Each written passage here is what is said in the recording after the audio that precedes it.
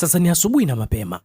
Alamu inalia kuamsha wanandoa hao wawili, Mr. Kelvin Banka na mkewe Inara, kuwa tayari pamesha kucha tayari, waamke na waende huko nje kutaseka na maisha. Inara akashuka jikoni na kumwandalia staff time mume wake Kelvin. Na Inara naye ni mama wa nyumbani. Kevo ndio anaamka sasa hivi na kwenda kujiandaa ili ende zake kazini. Sana kuja mezani anakutana na chai imeandaliwa tayari na anampatia taarifa kuwa mama yake kampigia simu kuwa Mabel amefika salama na dereva atampeleka chuoni. Inara anasema na yeye pia alimtumia message na hivyo wamebakia wawili tu nyumbani hapo. Kozi watoto sasa hivi hawapo nyumbani.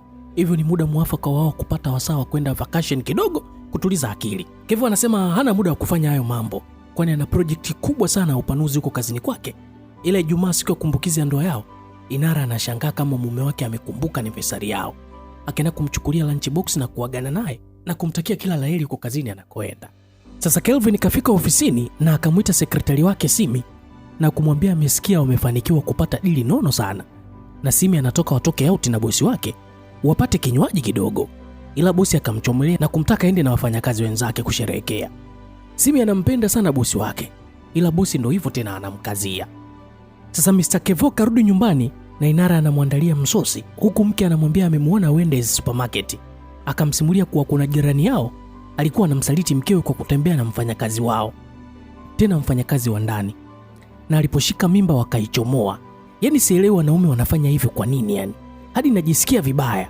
Namuonea sana huruma, wanawake wanateseka sana maana tunafanya kila kitu ila wanaume hawatosheki. Wanatoka nje ya ndoa zao. Sijui kwa ajili ya nini sijui. Ni huzuni sana. Nafikiria niende nikamnunulie maua au kitu fulani hivi kitakachomfanya awe sawa kidogo. Sasa muda wote Inara anaongea hayo maneno, mume wake yupo kimya, anamsikiliza tu. Mida ya kulala imefika na Inara akamsogelea Kelvin na kumkumbatia, ila akapewa kumbato la dakika 0 tu na mume akageukia upande mwingine na kumwambia usiku mwema. Na Inara naye akageuka upande mwingine na kulala. Sasa mapema asubuhi alamu inalia. Kevo akageukia huko kama hajasikia, mpaka Inara akashtuka na kwenda kumwandalia breakfast mume wake na akaaga na kwenda kazini. Inara anapokea ugeni wa rafiki yake Mina, ambaye sasa hivi ingekuwa yupo kwenye honeymoon na mume wake, ila Mina anasema yupo anasherehekea kupewa talaka kozi mume wake alimdanganya na kila kitu alichomiliki, kumbe walikuwa vya ex wake, yani vilikuwa vya ex mke wake. Na Inara anasema anaenda kuandaa msosi ili ampelekee mume wake ofisini. Na Mina akamwambia sawa, waende na warudi kupiga story. Walipofika ofisini, Simi anamuita Inara tu bila kumpa heshima ya kumuita madam bosi. Mina akamwambia mpe heshima yake kama mke wa Mr. Kelvin na sio kuita tu watu bila vyeo vyao. Na Simi akasema yupo juu, ila baada ya dakika 5 anatakiwa kwenye kikao. Na wakachoma ndani na kumkuta Kelvin anaongea na simu, na Mina akamsalimia naye Kevin akataka kuuliza kitu. Akawaiwa na kuaga, anaenda kumsubiria kwenye gari. Na Inara anamuonesha mume wake kamletea msosi, ila akajifanya anaongea na simu ya muhimu sana yani. Kumbe anaongea na mchepuko wake. Na Inara akasepa. Siku nyingine Mina akamtembelea rafiki yake na kumsii Kelvin amfai, ila Inara anasisitiza anampenda sana na ni mume wake. Baada ya kumpatia mimba ukiwa na miaka 19 sasa hivi, anakupenda tena au nini? Jibu hapana. Inare anaamini baada ya kesho kupita kwa anniversary yao, mambo yao yatakuwa sawa. Mina akafurahi na kuuliza mara ya mwisho kukutana na mume wako kimapenzi ni lini? Inare akasema mambo ya Ngoswe, mwachie Ngoso mwenyewe. Mina akafosi kujua na tunagundua ni miezi 20 imepita kati ya Kelvin na Inare hawajakutana kimwili. Na Mina anamuuliza BFF wake kama yupo sawa, anapumua vizuri na anaishi kwa raha tu mustarehe. Ni miaka 3 hiyo hajakutana na mume wake. Inare anasema ni mwaka 1 na miezi 8 tu hajakutana naye. Hivyo akamshauri abadilishe muonekano pia, sio kuvaa vijora tu kila muda. Anatakiwa kuvaa nguo sexy za kumtamanisha mume wake. Na akamwambia alete nguo zake zote amchagulie nguo ya kuvaa kesho kwenye anniversary yao. Ila wakakosa nguo, maana Inare kabati zima limejaa vijora tu na madela. Ijumaa siku anniversary imewadia na Inara anafanya maandalizi mezani na mume wake akafika. Aamini mpaka leo hii wapo pamoja kwa miaka yote hiyo. Wamebahatika kupata watoto na hakuna cha kuwatenganisha. Na anataka kumaliza maisha yake aliyobaki hapa duniani pamoja na Kelvin na kuwaambia anapenda sana. Ila Kevo akasema anapenda talaka. Akahisi amesikia vibaya au anamtania hivi au Mwamba yupo serious, anataka kumtaliki mke wake. Mke anamuomba sana mume wake wakae chini wasolve matatizo yao, ila Kelvin kachoka na kuondoka na kumwacha mke wake wa ndoa tena waliozaa watoto. Mina akampigia simu BFF wake ajue nini kiliendelea kwenye anniversary yao, ila anapewa taarifa kuwa ameachwa kwenye usiku wa anniversary. Ameambiwa it's done na ajua afenyeje, anaona ameshafika mwisho tayari. Ila Mina akamwambia ajitulize tu, hajaisha. Yupo njiani anakuja, watayasolve tu. Asubuhi wakaenda kazini kwa Kelvin ili wafahamu kinagaubaga kama alikuwa anamaanisha au vipi. Na Simi akamwambia bosi hataki usumbufu leo, ila hawakutaka kumsikiliza, wakachoma zao ndani. Sasa huku kwenye sofa Kelvin yupo na mtoto mkali kamkalia kiunoni, wanajifanyia yao bila iana. Na Inara ameingia, aamini macho yake kile anachokiona mbele ya mboni za macho yake. Ni kama picha la kutisha hivi au anaota. Akaondoka bila kusema neno lolote, ila Mina sasa anamuomba Mungu ampe nguvu za kutembea akiwa anatoka ndani. Na Kelvin akamjibu hakutakiwa kuwepo humu kwanza. Akavua viatu na kuanza kugombana na Kelvin, na mchepuko yule akatokomea. Mina anamtia moyo shoga yake, ila Inara ajui afanye nini. Anajiona kabisa amekwisha. Anachotaka ni mume wake kurudi nyumbani ili walee watoto wao. Kozi anachojua yeye ni kulea watoto tu na kumtunza mume wake tu. Mina akamwambia hayo ni majukumu ya kila mama, hivyo anatakiwa kufocus na maisha na kubadilisha muonekano wake na lifestyle yake. Ila ikawa ngumu sana kwake kuamini na kukubali kumove on na maisha mengine yaendelee. Mume wake amemwacha, akaishia kufungia tu chumbani na kulia. Akakumbuka ile siku aliyomwambia mume wake kuhusu wanaume kuchepuka, usiku wa kumkumbatia.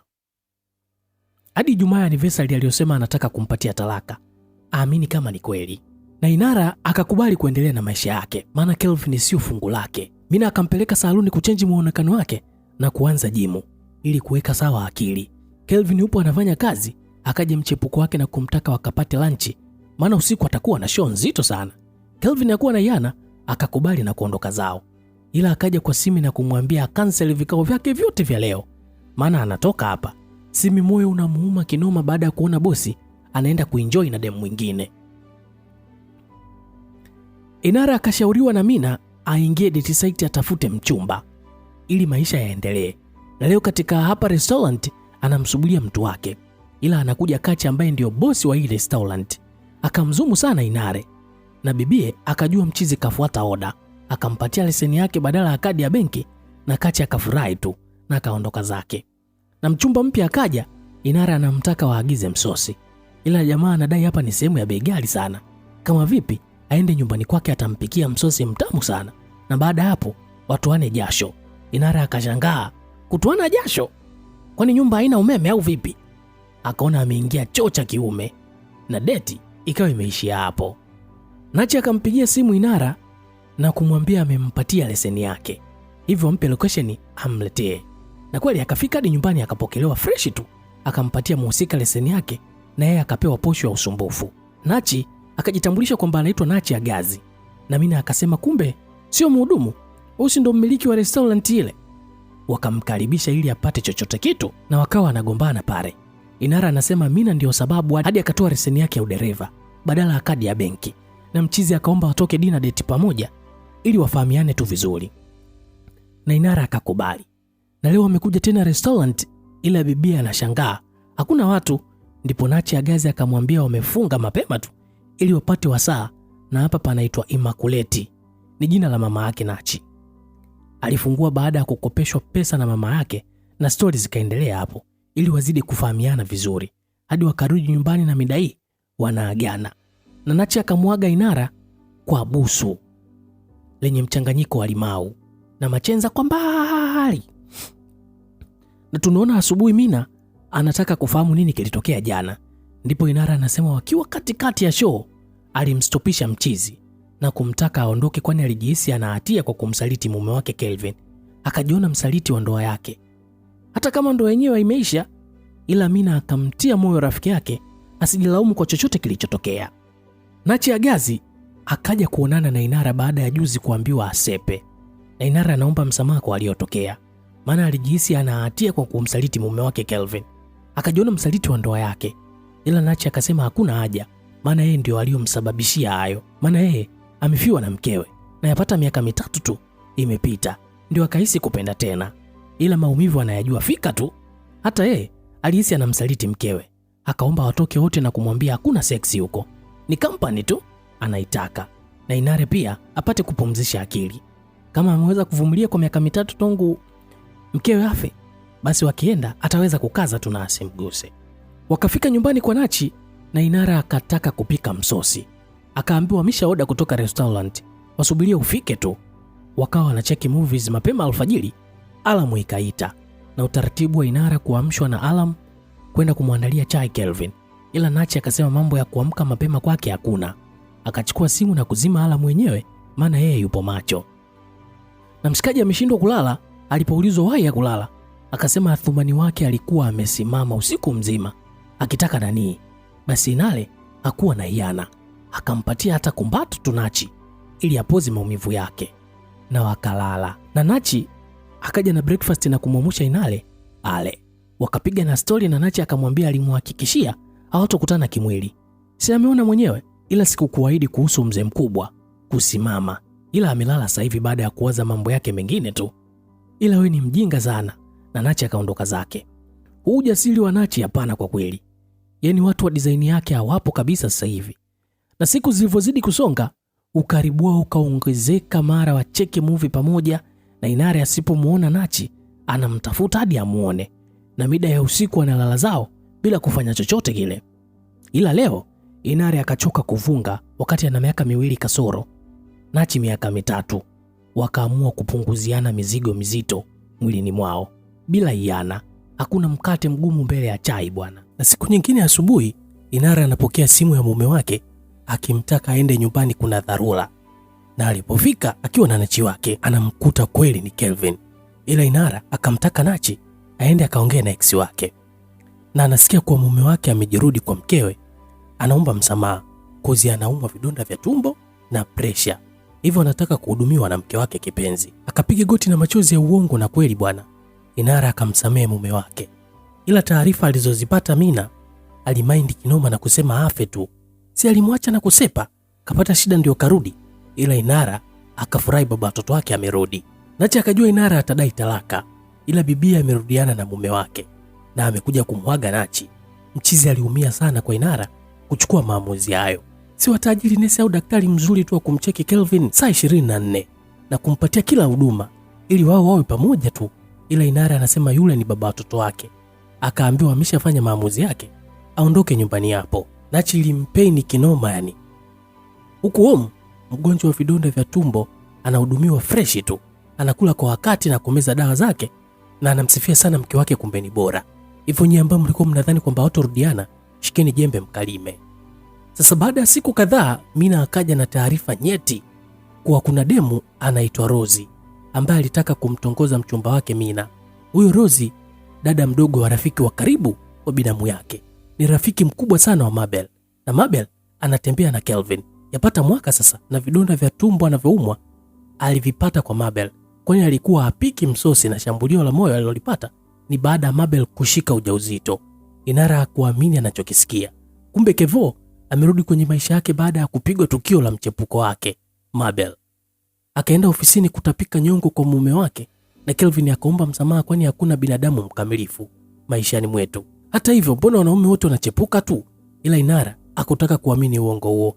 Ila mimi mbona nimekusamee ulivyokuwa na yule jamaa wako, wewe hutaki kunisamee? Na Inare anasema amechoka, kwani amepoteza muda wake sana. Tangu yupo mdogo alikuwa anapambana sana kumtunza Kelvin, ila alipofikia ameamua kwenda zake. Ona, ulinisaliti nikakusaliti, ulifanya nikafanya, sasa sisi sote tupo sawa. Maneno ya Kelvin hayo bana. Sasa huku Simi anampongeza Inare kwa kumove on, maana alikuwa anamuona bosi wake na Mabel. Roho ilikuwa inamuuma sana, maana bosi alimkataa yeye, na Mina aliposikia hivyo akataka kumkomesha Simi. Bahati tu Inare akamshika na wakaondoka, na Inare karudi kwa Nachi kuomba sorry, ila mwamba kakaza, hata mpango ana hakutaka kumfungulia, ila roho na moyo wake zipo kwa Inare. Akajifikiria wewe, akaenda kufungua mlango. Sasa hivi ameamua vyema kwa kuachana na Kevo. Akasema ndio, na akachukuliwa hadi jikoni, sehemu ambapo penzi lao lilianzia mara ya mwisho. Ila kidudu mtu Kelvin alirudi maishani mwa Inara na simu ikaita tena, raundi hii ikazimwa na watu kuendelea na penzi lao lilipoishia. Na huo ndio unakuwa mwisho wa huu mzigo. Niandikie umeuonaje. Usisahau kulike, kucomment, kushare na kusubscribe. Mimi naitwa Magis Junior. Till next time. Ciao.